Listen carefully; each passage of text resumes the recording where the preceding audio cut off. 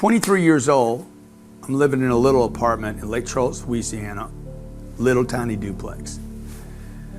I lived on one half of this thing. And me and my dog, Capo. I don't know what I was doing trying to take care of a dog. I couldn't even take care of myself. One rainy night, this dude, Danny, comes in with drugs. Another day where I said, I'm gonna quit today. Now it's 11 o'clock at night. I didn't quit. 10 times I failed again. Danny leaves the house, and when Danny leaves the house, I didn't know, but he set it up to rob me and beat me up. Danny leaves the house, and I let him out the front door, and this other big dude in the rain, a rainy Louisiana night, puts a .45 caliber pistol in my face, right here, okay? I had a plate in my hand. I had something to eat, and I had a plate when I walked Danny to the door, and this guy had to be this big, hovered over me with a gun in my face. And when he did, my reaction was to hit him with the plate in the face. You know, I broke this plate. It was an unbreakable plate, one of those plates you can't break. And I broke it in his face, like just cracked it in his face. Thing breaks and he becomes like a monster. This scar right here in my head is, he took that .45 caliber and jammed it in my face. Like, I don't mean jammed it, I mean cracked me right here in the forehead. My life changes now. I'm getting ready to get cracked so many times here. I'm getting ready to get the lesson of my life of where I'm really living. I already knew it, but this was the exclamation mark on where my life had gone from being a good kid to this far from dying. He hits me here. He cracks me over both my eyes here, underneath these two eyes. What's the word, incapacitates both my arms, incapacitates both my arms, because he takes and chops them both behind the elbows so you can't use your arms. Like literally, I'm walking around, I can't move my arms, blood's coming down. Every wall in this apartment, in this room, and the ceiling has blood on it. They ransacked the house, robbed me of a little bit of money, and literally leave me on the floor for a dead man. My dog's in the back. My dog's locked up in the back, the Doberman. They set it up to do this. This is what happens when you hang around bad people. Sooner or later, a day's gonna come where you're gonna pay the price. I get rushed to the hospital. My girlfriend's there. She's in the back. She comes out, gets me to the hospital. I spend 3 days in a hospital. Actually, I go to the hospital.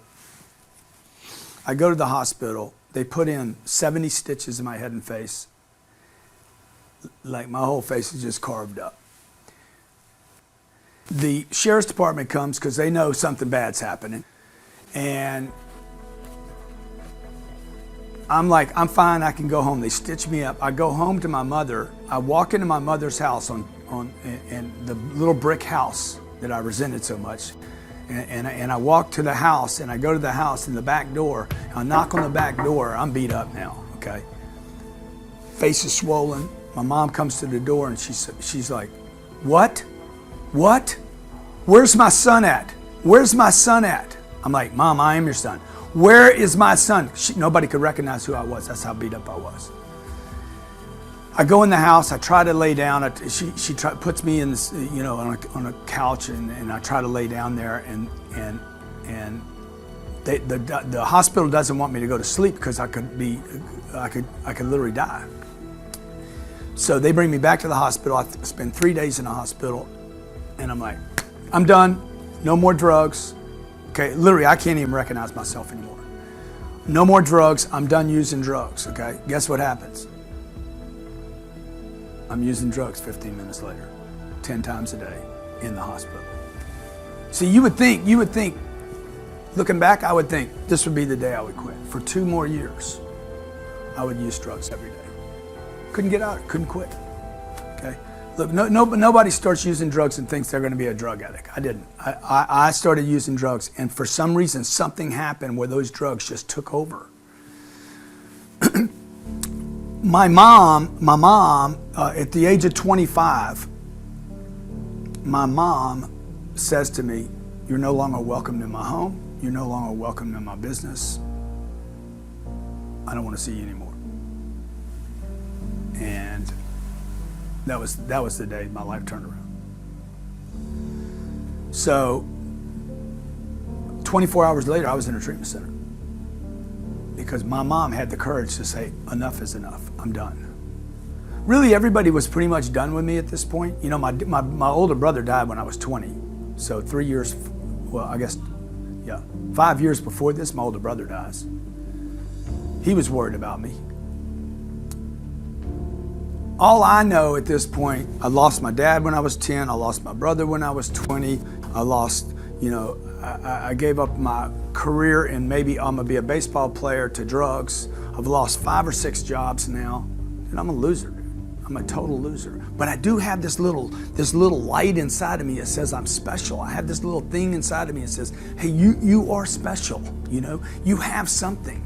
But it was just covered up in all this stuff and all these problems and in the drugs and the bad friends and the bad choices. So my mom finally says, enough is enough. Don't come back here anymore. I'm done. I could tell it was hard for her.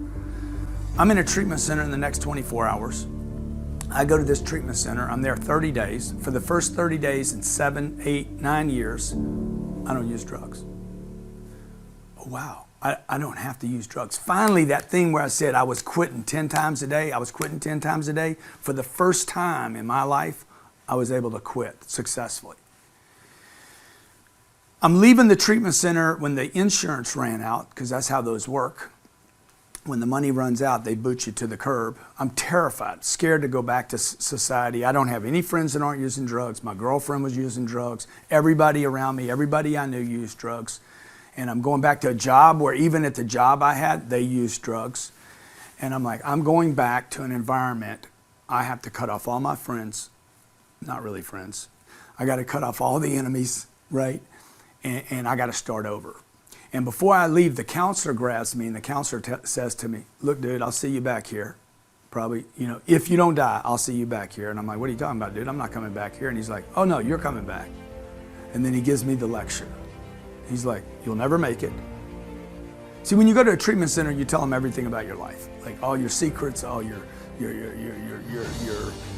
inhibitions, and your, you know, the things you want to do in your life, right?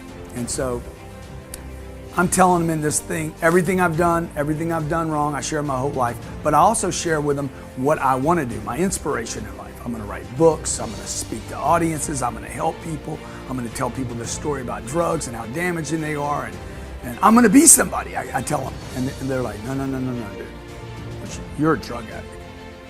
And all you're ever going to be, this is what the counselor tells me, all you're ever going to be is a drug addict. You need to give up all the ideas of writing books, speaking to audiences, being rich. I always wanted to be rich. I wanted financially to be rich my whole life. I wanted to be my dad. I wanted to be the guy that could take care of his family. They said, you need to give up all those ideas and settle for one thing, not using drugs. If the day ends and you don't use drugs, Grant, that is a good day for you.